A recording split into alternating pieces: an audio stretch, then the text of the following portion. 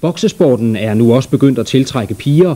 Bokseklubben, så hedder Lindholm, den ligger i Nørresundby, har netop fået 5 i sin stald, og flere står på spring.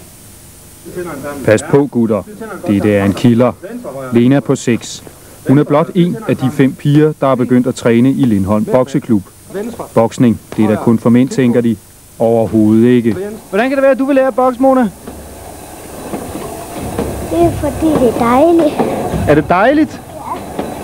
Har det også noget at gøre med, at du godt vil have store muskler, sådan så du kan imponere drengene? Hvad har du tænkt sig at gøre ved dem, drengene, når du får store muskler? Teste.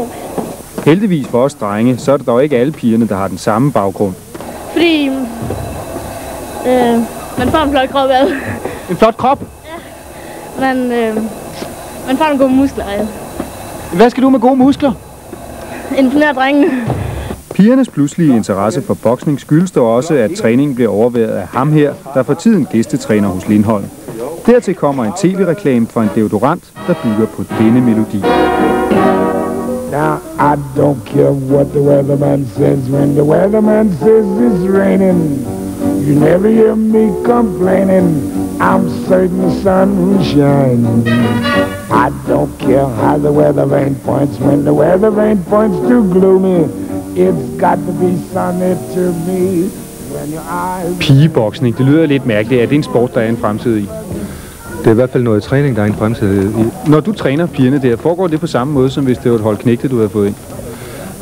Hårdheden er den samme, og sproget er den samme. Der er selvfølgelig nogle ting, som vi ikke kan gøre på grund af deres fysik og deres muskulatur og sådan. Vi skal passe på deres underliv, og vi skal passe på deres bryster. Det er det, der er forskellen på. Så derfor må vi ikke have lov at give dem handsker på, så de kan slå hinanden de omtalte steder. Ja, Bo, nu når vi har dig, vi skal næsten lige have at vide. Hvad mener du om pigeboksning? Jeg vil sige, boksen det er en sport for drenge og for mænd.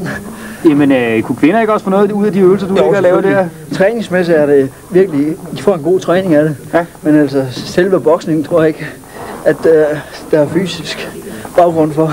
Okay. Lena, hvorfor er det, at de drenge der, de skal have nogle tæsk? Fordi de er dumme. Men er de det hele tiden? Og så er det eneste, der hjælper, det er et par på hatten. Der fik du den, Gert Bo. Brian Eriksen fra bokseklubben Lindholm fortæller i øvrigt, at flere og flere forældre ringer for at spørge, om deres døtre kan komme til boksetræning i klubben. Her ved min side